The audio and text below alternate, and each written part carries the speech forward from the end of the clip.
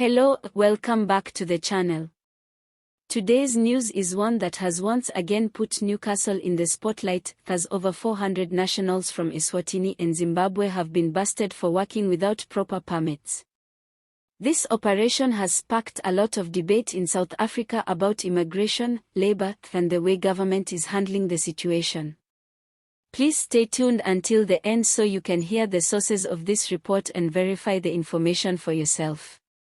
And before we continue, don't forget to subscribe to the channel so you never miss updates like this one.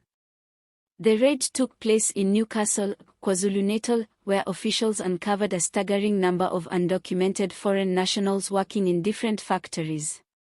According to authorities, these individuals were found in textile and clothing industries, the sector that has faced repeated criticism for employing undocumented workers at lower wages. While some locals say this is a form of exploitation, others argue that it is part of what drives unemployment among South Africans, especially the youth. The number is quite shocking. Over 400 people from Eswatini and Zimbabwe reportedly found working without the correct papers. For many South Africans, this adds fuel to an already heated discussion about illegal immigration. The argument often made is that undocumented workers are being hired because they are willing to accept less pay and longer hours, while local workers demand proper wages and protections. On the other side, there are voices saying that these people are just trying to survive and provide for their families back home, and that it's the companies hiring them who should be held fully accountable. This bust also raises questions about how so many undocumented workers managed to find employment in these industries without being detected earlier. For government, it reflects a gap in monitoring and enforcing immigration and labor laws. Critics say that if the authorities were more proactive, we wouldn't be seeing mass raids like this, but instead a consistent enforcement that prevents the problem from growing this big.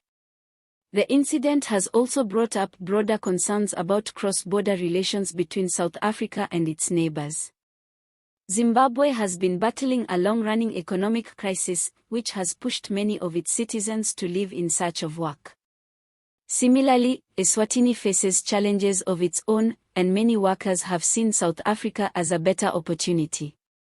But when these workers come without permits, it creates tension between communities, then sometimes sparks xenophobic reactions. For Newcastle locals, reactions are mixed. Some community members expressed relief that the authorities stepped in, saying South Africans have been losing opportunities in their own country. Others felt sorry for the workers, arguing that it is not fair to target desperate individuals while the companies employing them are allowed to continue operating. There is a growing call for stricter action against the factory owners who are enabling this situation. If workers are undocumented, then someone on the inside is making a decision to employ them, and that means profit is being placed above the law. The Department of Home Affairs has said they will continue with these kinds of operations to ensure the country's laws are upheld. At the same time, human rights groups have warned against treating migrants as criminals, reminding everyone that many of them are driven by circumstances beyond their control.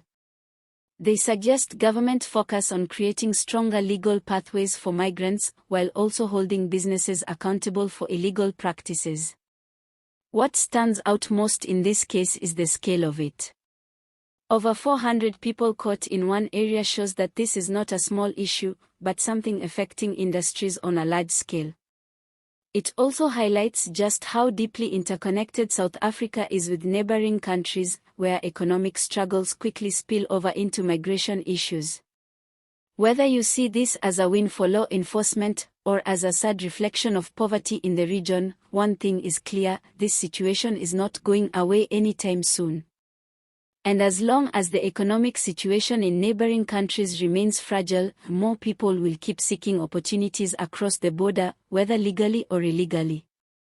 And just to end things on a lighter note, when I first heard the number, over 400 people, I thought they were announcing the attendance for a soccer match at a small stadium in Newcastle. Turns out, it was a raid. It just goes to show, numbers can surprise you depending on the context. Thank you so much for listening. Please don't forget to hit that subscribe button for more updates like this one. And as always, remember to watch until the end to check the sources and verify the information. All images used are for illustration purposes only. News sources: Times Live, IOL News, News 24.